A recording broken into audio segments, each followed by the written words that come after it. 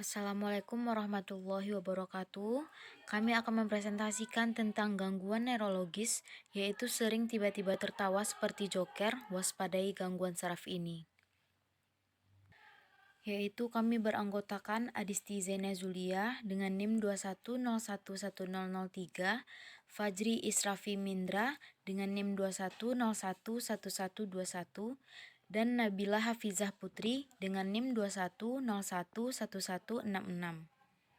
Kami akan menjelaskan analisis kasus, yaitu dari kasus sering tiba-tiba tertawa seperti joker. Waspadai gangguan saraf ini. Tertawa ketika melihat hal lucu atau menangis ketika merasa sedih memang hal yang wajar. Tapi bagaimana kalau tidak bisa mengendalikan tawa ataupun tangisan seperti tokoh Arthur Fleck dalam film Joker? Joker seringkali tertawa tiba-tiba, bahkan terhadap suatu hal yang sama sekali tidak lucu. Ia memang tidak bisa mengontrol tawanya.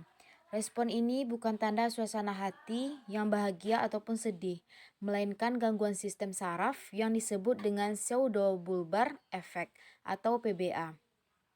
Terdapat beberapa gejala pasien dengan PBA sebagai berikut. Yang pertama, tiba-tiba menangis atau tertawa dan tidak bisa mengendalikannya. Yang kedua, gejala tidak terkait dengan suasana hati. Dengan kata lain, Anda mungkin bisa merasakan bahagia, tetapi mulai menangis dan tidak bisa berhenti ataupun merasa sedih tetap malah tertawa. Yang ketiga, cemas atau malu di depan umum. Yang keempat, ledakan frustasi dan kemarahan. Yang kelima, ekspresi wajah yang tidak cocok dengan emosi. Gejala PBA hampir mirip dengan gejala depresi atau gangguan bipolar. Pada ilmuwan percaya PBH terjadi akibat kerusakan pada korteks prefrontal, yaitu area otak yang membantu mengendalikan emosi. Cedera atau penyakit yang mempengaruhi otak juga bisa memicu PBA. Sekitar setengah dari orang yang terserang stroke mengalaminya. PBA biasanya dikendalikan lewat obat-obatan. Pada 2010, FDA menyetujui dextromethorphan atau quinidine sebagai terapi obat pertama untuk PBA. Belum diketahui secara pasti apa yang menyenangkan pseudobulbar effect. Akan tetapi, ada dugaan bahwa PBA disebabkan oleh kerusakan pada bagian otak yang mengontrol emosi serta adanya perubahan pada zat kimia otak.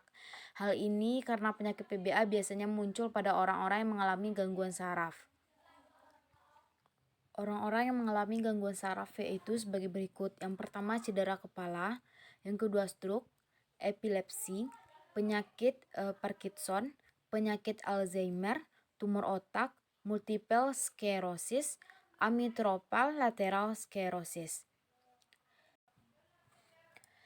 Gejala pseudobulbar effect adalah tertawa atau menangis berlebihan yang bisa terjadi kapan saja secara tiba-tiba tanpa ada pemicunya.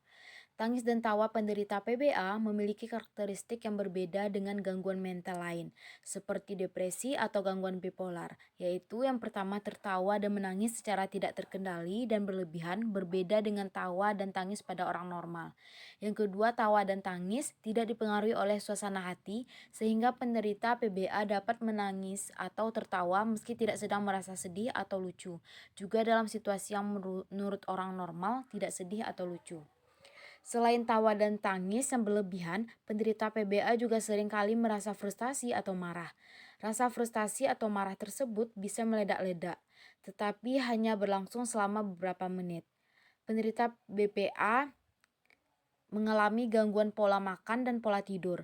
Penderita penyakit ini tidak mengalami penurunan berat badan yang mungkin dialami oleh penderita gangguan mental lainnya. Penderita PBA seringkali tidak menyadari kondisinya. Oleh karena itu, segera konsultasikan ke dokter bila Anda atau orang terdekat Anda mengalami gejala-gejala yang telah disebutkan di atas, terutama bila terdapat faktor risiko yang mungkin memicu PBA. Guna menentukan apakah pasien penderita PBA, dokter akan menanyakan gejala yang dialami pasien terlebih dahulu, kemudian melakukan pemeriksaan fisik.